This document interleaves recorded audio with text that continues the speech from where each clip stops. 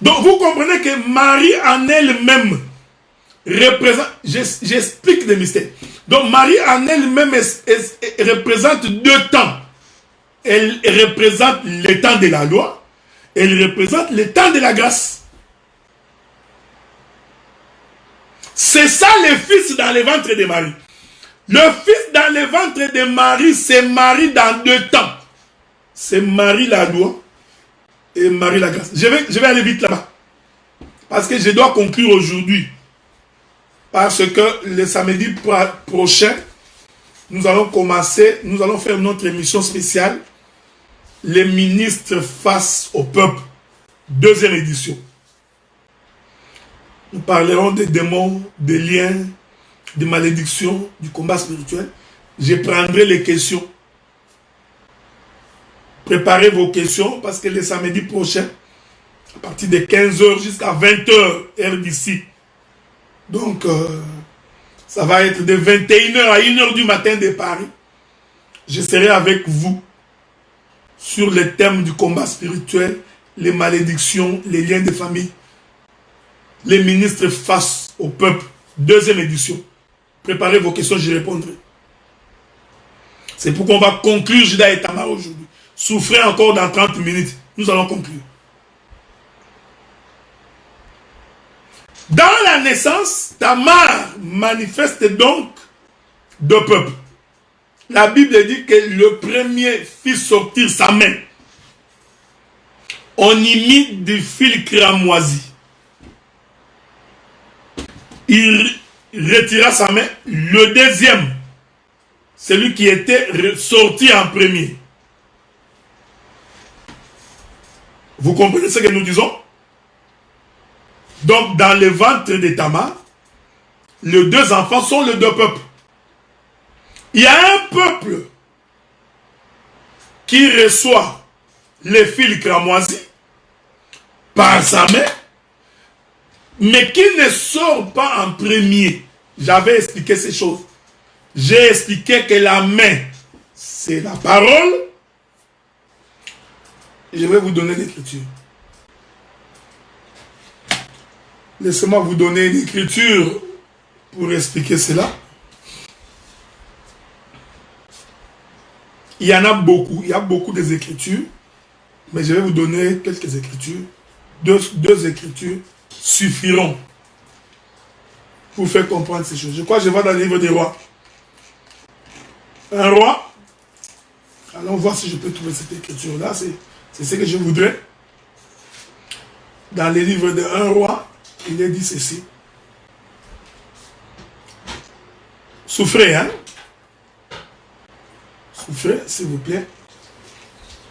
Je crois 1 roi chapitre 18, à moins que je ne me trompe. Il est dit ceci. 1 roi chapitre 18. La Bible dit, attendez. Il y a une écriture que je cherche là, que je n'ai pas encore trouvée. Espérons que je trouverai l'écriture, mais je crois que c'est... Voilà. 1 roi chapitre 18, le verset 44. La Bible dit,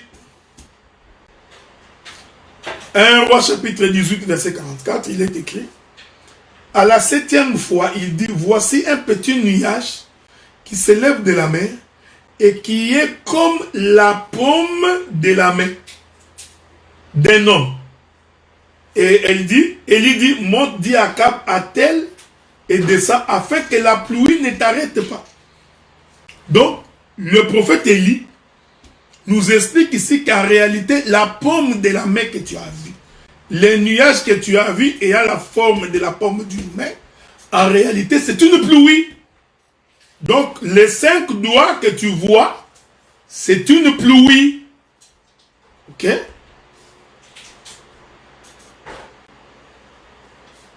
Vous remarquez cela? Quand vous prenez le livre d'Ésaïe, chapitre 55, le verset 9, verset 10 et verset 11, le prophète Ésaïe dit, de la même manière que la pluie descend des cieux, ainsi en est-il de ma parole qui sort de ma bouche. Le prophète Élie vient confirmer qu'en réalité, la pluie est une parole. Donc, la mère sortie, que cet enfant a fait sortir en premier, attestait que c'est cet enfant-là qui aura la pluie. C'est cet enfant qui aura la parole. Je pourrais ajouter des écritures. Vous allez vous fatiguer. Je peux ajouter David qui ramasse les 5 pierres dans un torrent. Je peux expliquer la main qui écrivit à Babylone sur le mur. Je peux expliquer que lorsque Jésus croise la femme surprise en flagrant délit d'adultère, la Bible dit qu'il se baissa et commença à écrire. Donc la main est une écriture. L'écriture, c'est la parole de Dieu inspirée. Donc la main, c'est la parole. Donc le premier enfant avait le témoignage que c'est lui qui aura la parole en premier. Mais du ventre de la maman, il n'est pas sorti le premier.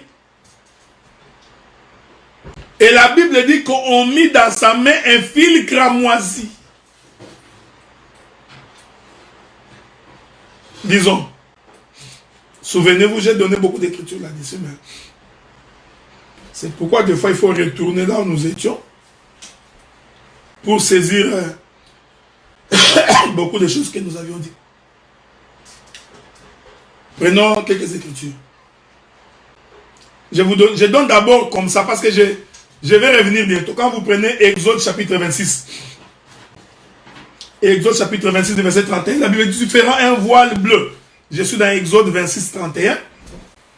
Il est écrit tu feras un voile bleu, pourpre et cramoisi, de fin lin retors.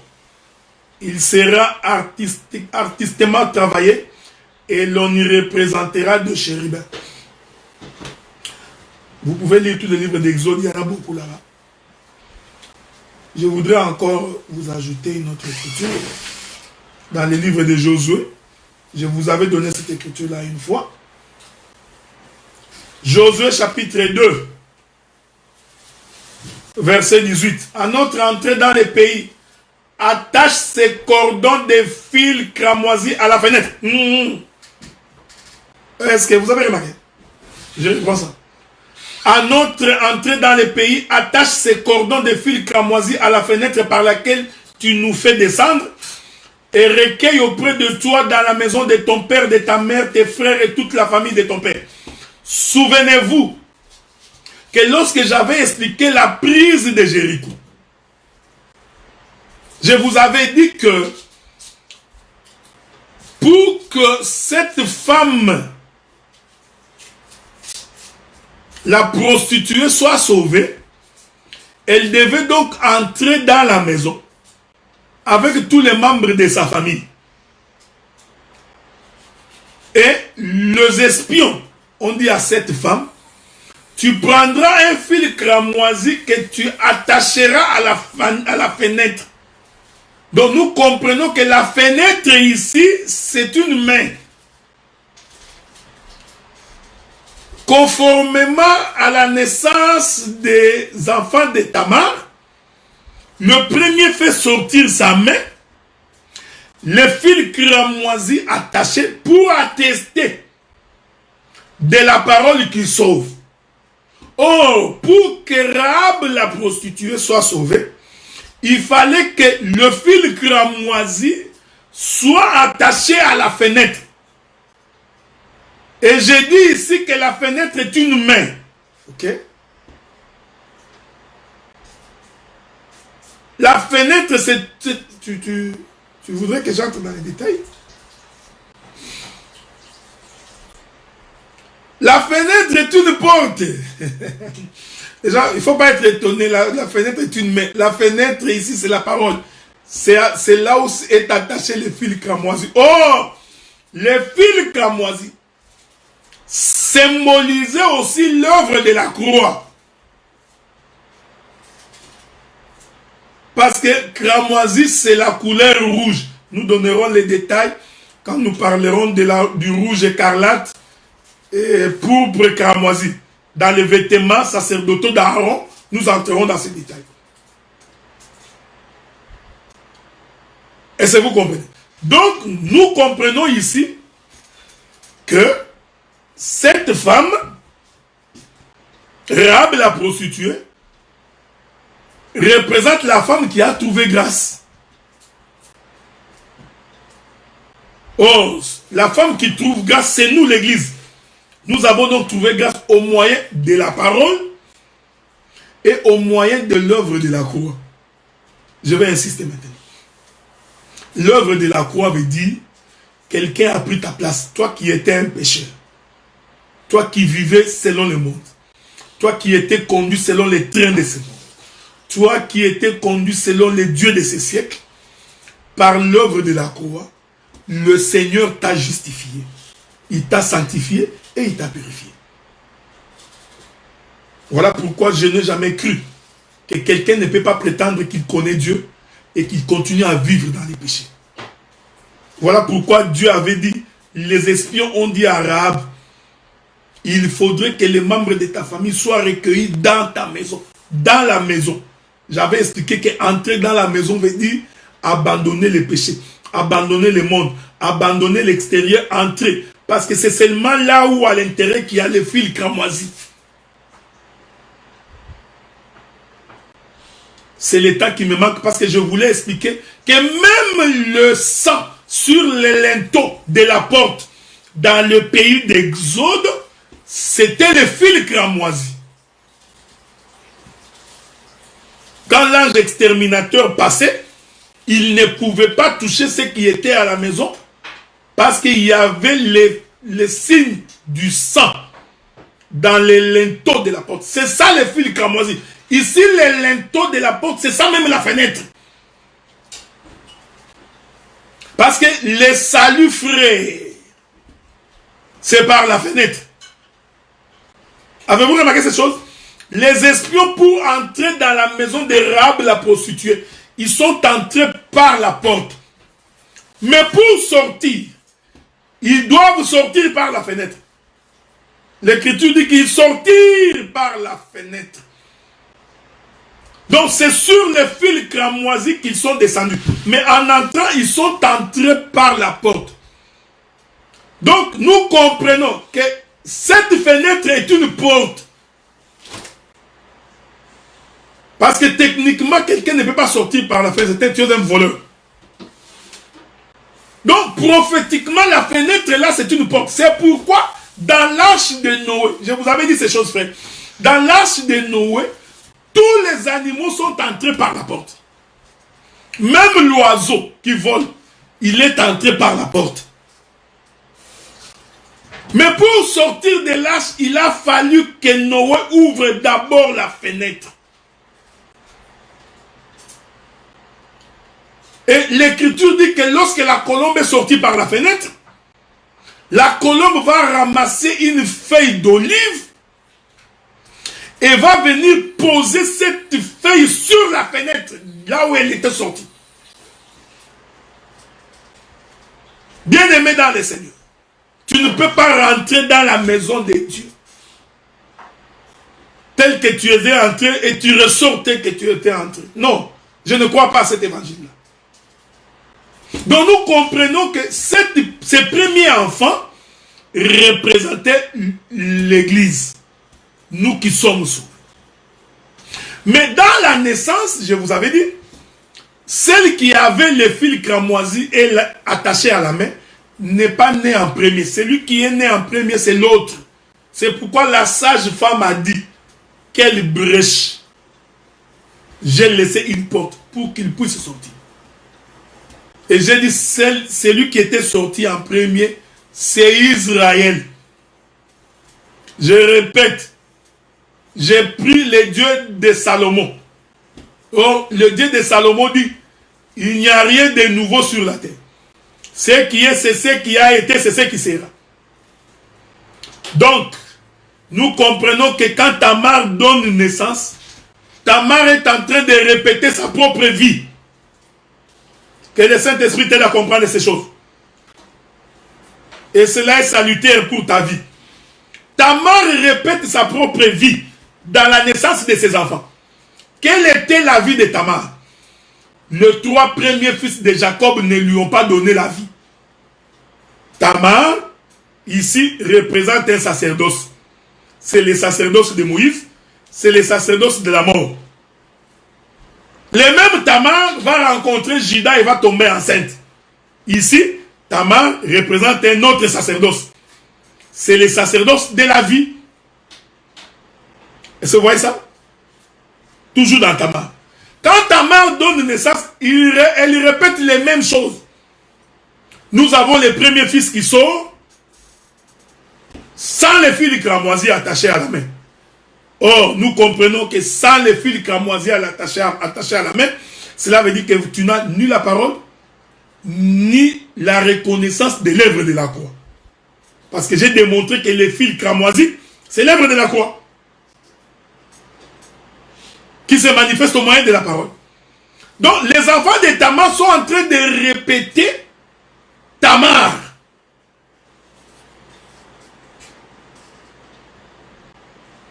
Mais dans le ventre de Tamar, il y a un autre enfant qui, lui, va naître avec un fil cramoisi attaché à la main. Donc, Tamar reproduit sa propre vie au travers de ses enfants. Tamar reproduit le deux sacerdoces. J'ai expliqué ça dans la grossesse de Marie. Marie, avant de rencontrer l'ange, avait déjà son fiancé. Il y a des écritures qui disent que c'était son époux. Ouais, parce que Joseph était l'époux de Marie. Il ne faut pas les définir ça en français. Tu vois, il était fiancé. Or, selon les fiançailles, c'est la période où on est en train d'observer les comportements et les attitudes. On peut changer d'avis. Ça là, c'est l'évangile que tu as eu dans le monde. Donc tu prends la fille d'autrui, tu commences à examiner, après tu vas rompre, tu dis non. C'était les fiançailles. On va lire avec toi une écriture. Où est l'écriture? Je vais chercher l'écriture pour que les gens puissent nous aider là-dessus, ok? Pourquoi ma Bible ne me donne pas cette écriture? C'était dans Luc, non? Attendez. On va trouver, ne vous en faites pas. Dieu nous fera grâce, on trouvera. Qu'est-ce qui est écrit à propos de Joseph?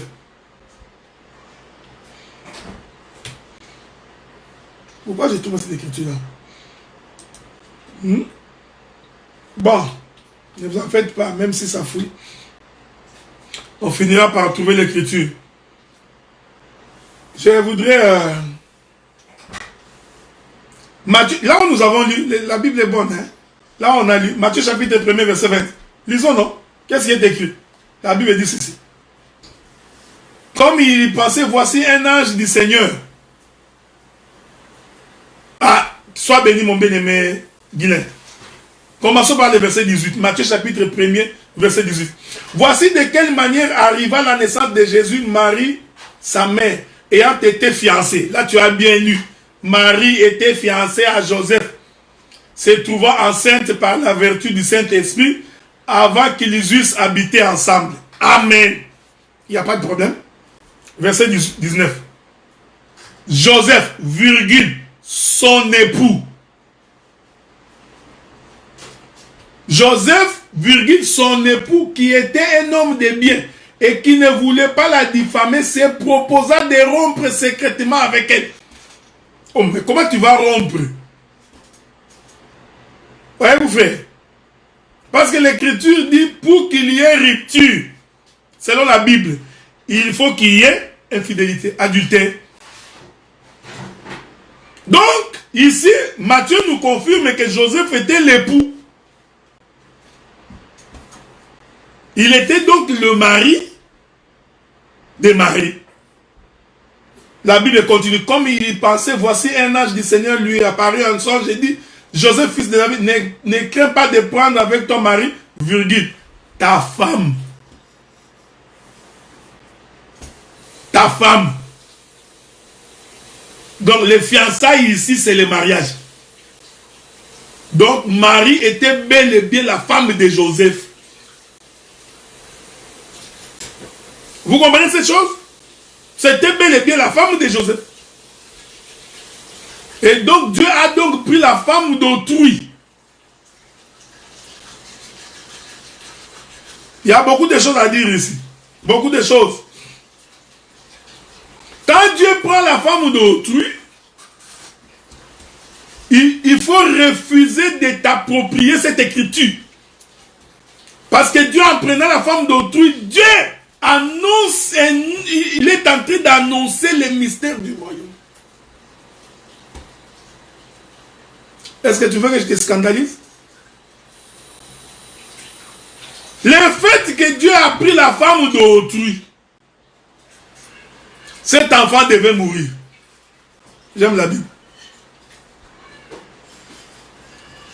Là, puisque Dieu a pris la femme d'autrui, l'enfant devait mourir. C'est là que je vais conclure avant d'aller vous exhorter pendant 13 minutes. Remarquez que la Bible dit que David, du haut de sa maison, observe une femme du nom de Bathsheba. Cette femme-là était la femme d'autrui. C'était la femme d'Uri, selon les Écritures. Est-ce que je peux nourrir votre carquois? Si vous voulez.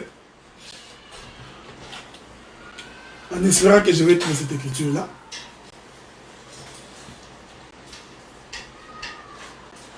Je suis dans le livre de 1er Samuel chapitre 11. Non, 2e Samuel chapitre 11. 2e Samuel chapitre 11. Je vais lire. Le verset 2. Un soir, David se leva de sa couche comme il se promenait sur le toit de la maison royale. Il aperçut de là une femme qui se baignait, qui était très belle de figure. Suivez ça? Vous allez comprendre pourquoi Jésus était mort. Parce que c'était un enfant qui était issu d'une relation que Dieu avait pris la femme d'autrui. Mais je te rappelle que je suis en train de prêcher la sagesse infiniment variée de Dieu. Je ne suis pas en train de prêcher l'intelligence de ce monde parce que tu risques de t'énerver pour rien. Pour aller dire que non, le docteur Adler a dit Dieu a pris la femme d'autrui, c'est l'adultère. Ce n'est pas ce que j'ai dit. Quand même que je parle en français, mais la pensée de ce que j'ai dit, ce n'est pas ce que tu voudrais confesser là. La Bible dit, David fit demander qui était cette femme. On lui dit, n'est-ce pas Bathsheba, fille d'Eliam, femme d'Uri l'Hétien. Donc il savait que Bathsheba c'était la femme d'Uri l'Hétien. Souvenez-vous que lorsque les enfants d'Israël sont entrés dans le pays de Canaan, ils ont trouvé 7 nations. Parmi les 7 nations, il y avait les Hétiens, les Jébusiens, comme vous savez là. Donc c'était la femme d'un étranger. J'aime ces choses. C'était, en fait, Bathsheba, c'était la femme d'un étranger. C'était une femme étrangère, mais qui appartenait à quelqu'un d'autre.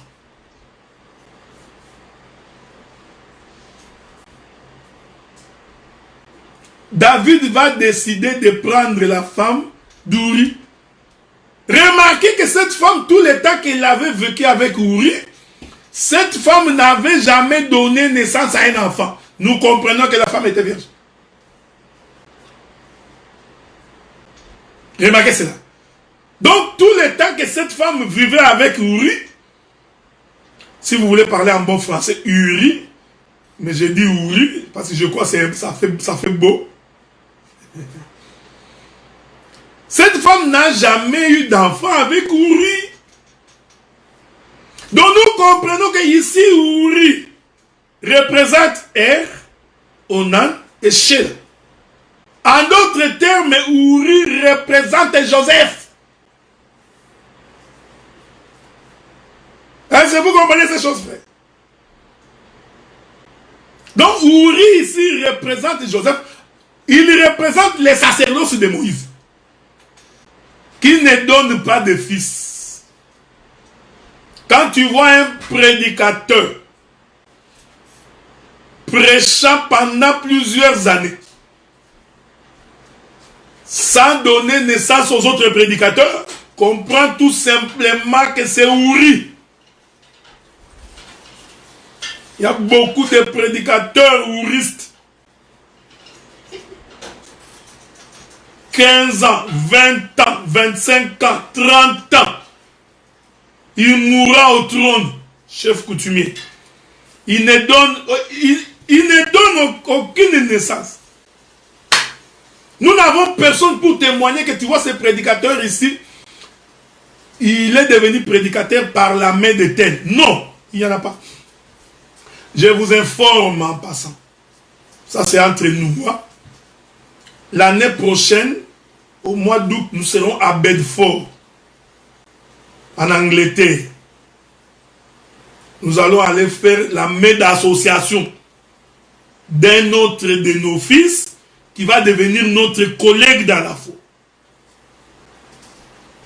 Donc l'année prochaine à Bedford, nous y serons pour aller nous associer, donner notre main d'association au pasteur Jean-Pierre Makima. Parce que nous attestons que c'est un homme de Dieu et le ministère est dans sa main. Nous allons y être avec mon bien-aimé le pasteur Josué Dimba de Londres. Nous y serons. Un prédicateur ne peut pas rester 10 ans, 15 ans sans donner naissance à un prédicateur. Nous ne croyons pas. Ici, quand j'ai dit donner naissance, je ne voudrais pas dire que tu commences à nommer des gens pour qu'ils deviennent tes acolytes. Non. Non. Quand nous témoignons que cet homme est ministre, même quand tu écoutes, tu diras oui, il est ministre. Ce n'est pas du genre, je te dis, tu vois, ce frère est ministre. Quand il se met debout pour prêcher, vous vous posez la question, est-ce que c'est Mbelekete Jazz ou c'est Bella Bella? Parce que nous avons des gens comme ça, oh, docteur. Mais quand il ouvre sa bouche pour prêcher, tu te poses la question, comment cet homme, comment il est devenu docteur? Oh non, il est apôtre. Il est devenu apôtre comme il pense parce qu'il crie, il parle beaucoup, il gronde. Il pense que c'est ça l'apostolat. Nous, quand nous témoignons, c'est comme nous avons toujours témoigné, frère. J'ai témoigné du docteur Roger Boulay. Je n'ai pas honte de dire que c'était ministre tout fait. Dit Roger Bassafla, ministre tout fait. Je témoigne du pasteur Azaf, ministre tout fait. Et je témoigne du pasteur Jean-Pierre Makim, ministre. Donc quand vous les écoutez, vous sentez que ce sont des prédicateurs. On ne fait pas de la complaisance ici, frère. Non? Tu veux prêcher 10 ans, 8 ans? Non, je ne peux pas élever le ministre parce que j'avais essayé, d'autres sont devenus des impolis. Ça ne te concerne pas. Si tu as bien formé quelqu'un, et s'il t'écoute, il ne peut pas être impoli. Est-ce que vous comprenez? Donc, on ne fait pas de fanatiques. Donc, quand nous reconnaissons, ça dit que nous voyons qui sont. Donc, nous avons des prédicateurs ouristes. Ouri est resté avec Beth-Shaba des années, sans enfant. Donc, nous comprenons qu'ici, Ouri, c'est Joseph, qui n'a donné aucune sémence à la femme. Mais regardez, David va quitter le trône. Parce que je dis que c'est David-là qui quitte le trône. C'est tout un sacerdoce. C'est Judas lui-même qui descend. Il descend. Il regarde la femme d'autrui. Oh, bien-aimés dans le Seigneur, nous qui étions dans le monde, dans les péchés, attachés au sacerdoce de Moïse. Mais David nous a aimés. il a jeté les regards sur nous. Du haut de son trône de gloire, de sa maison royale, il regarda par terre et il trouva que nous sommes belles, malgré que j'étais un impudique, malgré que j'étais un voleur, malgré que j'étais un calomniateur, malgré que j'étais un malhonnête. Mais Dieu, en me regardant, il a trouvé que j'étais belle. Il fait donc les déplacements pour venir m'avoir. Mais pour m'avoir, il va me récupérer entre les mains d'Uri. Nous étions donc entre les mains des sacerdoces du péché, de la loi. Le Seigneur va donc nous racheter. Quand il nous rachète, il nous engrosse. Donc ici, Bethsheba, c'est Tamar, quand elle reçoit la sémence de Juda. Mais souffrez que je ferme une petite parenthèse. Je voudrais ici ouvrir un couloir. Parce que vous savez, les Écritures, je vous ai toujours dit que c'est l'autel de Jacob composé de plusieurs pierres. Donc, je peux retirer la pierre de l'autel pour expliquer les choses du royaume. Maintenant, je voudrais retirer la pierre du royaume. Retirer la pierre de l'autel. Quand le frère David prend la femme d'autrui, Bethsheba, la femme d'Uri, il va donc engrosser cette femme. La femme va donner naissance. Quand la femme donne naissance, Dieu décide que cet enfant va mourir. J'aime ces choses. J'aime ces choses. Pourquoi cet enfant est-il mort? Frère bien-aimé dans le Seigneur, l'Éternel Dieu parlait.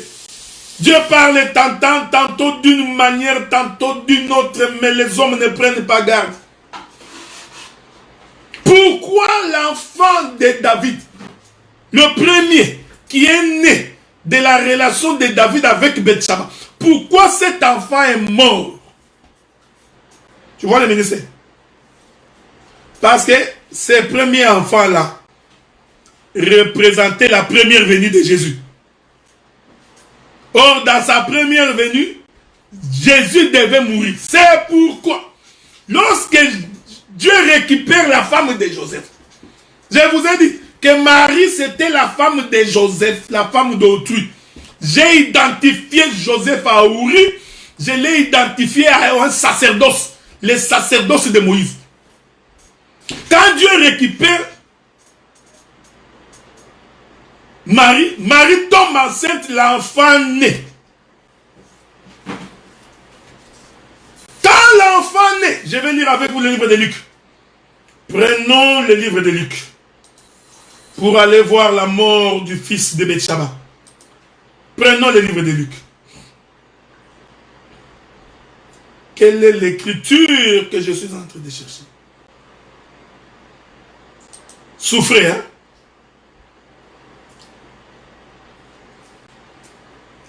Il y a une écriture que je cherche le jour où on venait pour présenter l'enfant entre les mains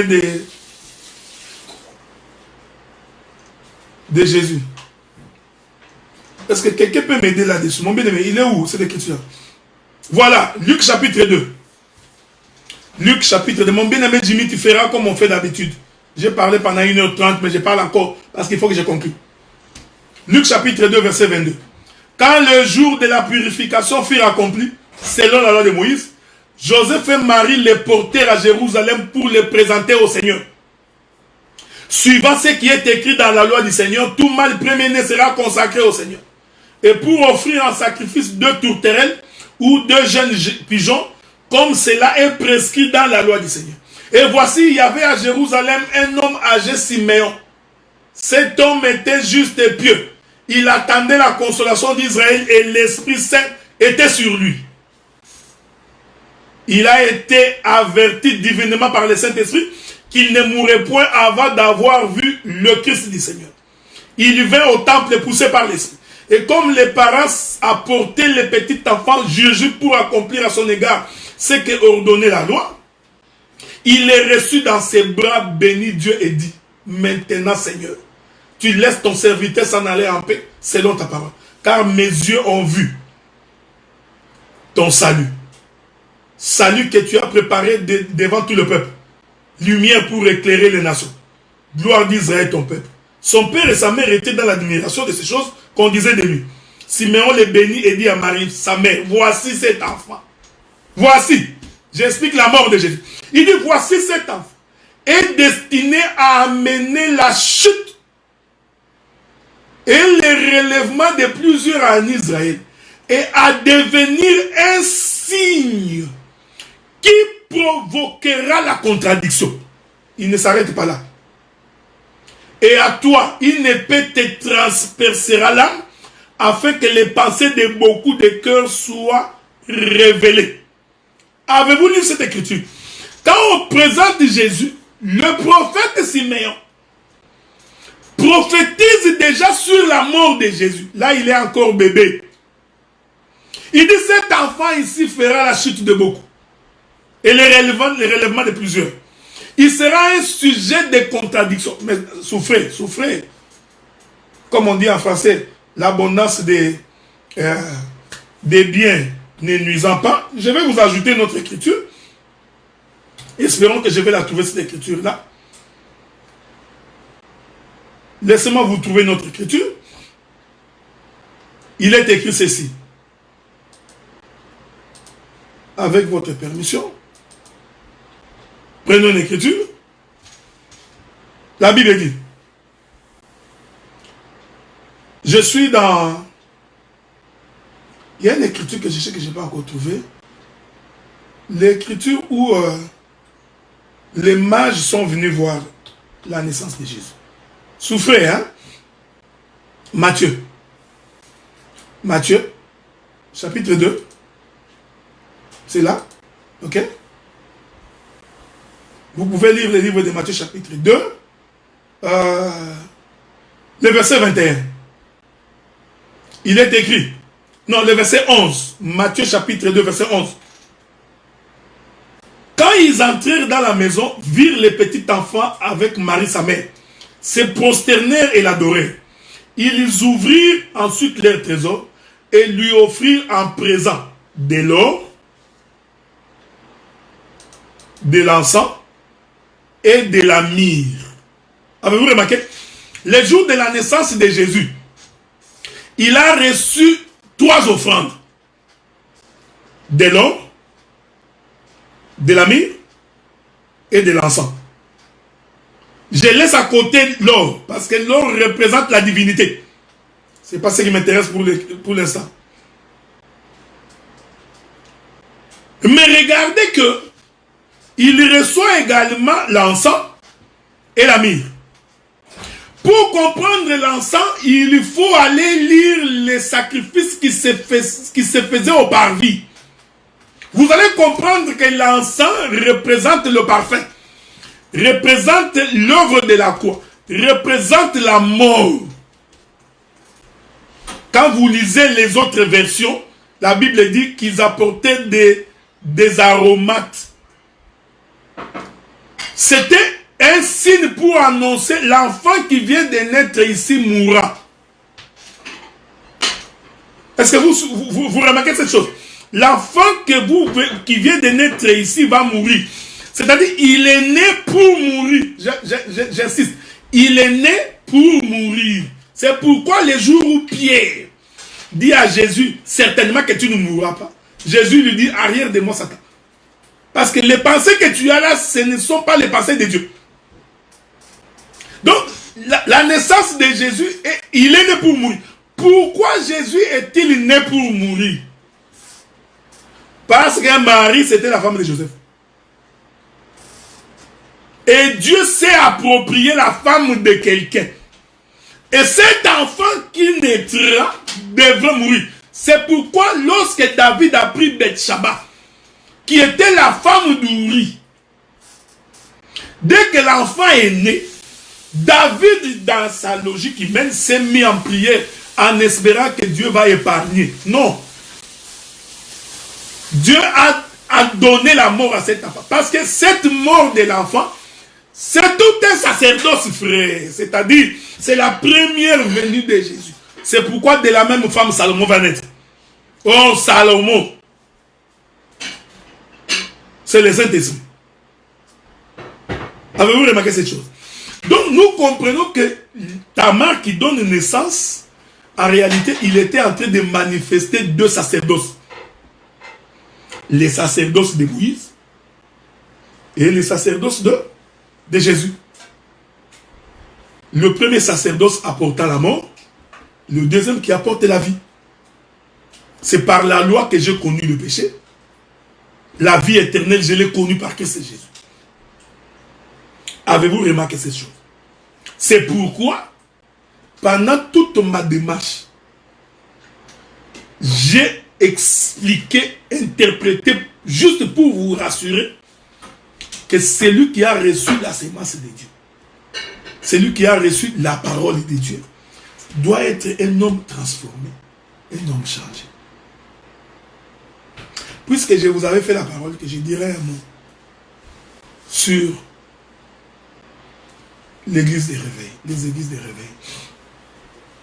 Je crois que cette appellation-là,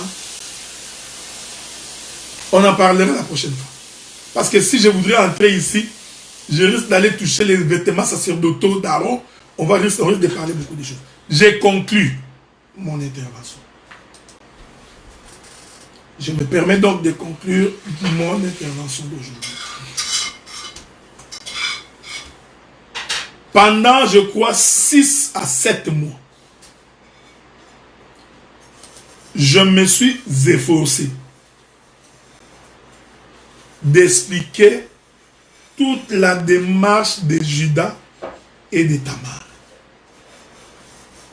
Je ne peux pas faire un résumé parce que j'ai dit beaucoup de choses.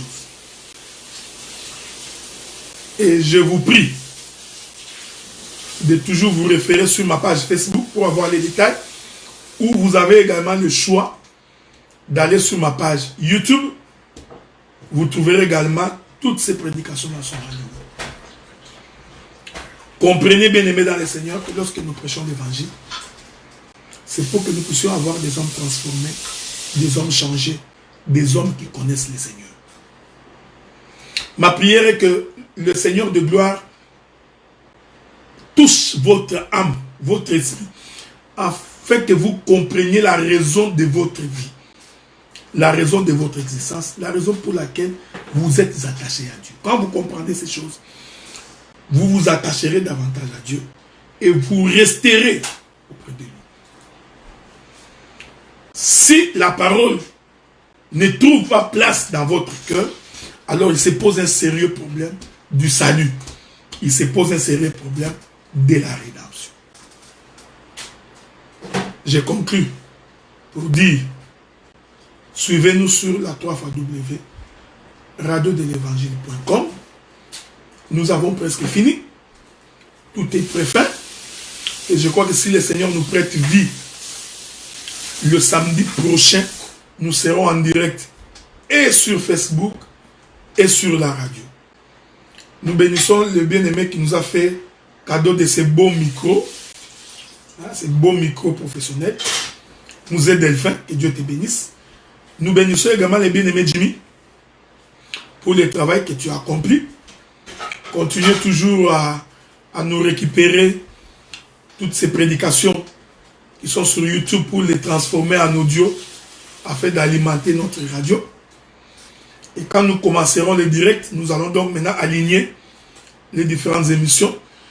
Je voudrais rassurer le pasteur Blanchard qui est en Chine, en Guangzhou, que nous avons également tous ces messages, toutes ces prédications. Mon bien-aimé le pasteur Gracia Mwimbu, j'ai également reçu toutes tes prédications. Le pasteur, le docteur Philippe Sumbu, j'ai également la plupart de tes prédications. Je crois qu'au moment opportun, nous allons aligner toutes ces prédications sur la radio afin que le peuple de Dieu soit réuni. Ainsi dit, si le cœur t'en dit de nous soutenir matériellement, nous avons besoin d'argent. Parce que déjà à partir du mois prochain, il faut que nous commencions maintenant à payer notre serveur chaque mois. là où il est hébergé, pour que la radio continue à fonctionner. Que la paix du Seigneur, qui surpasse toute intelligence, que la gloire de Dieu,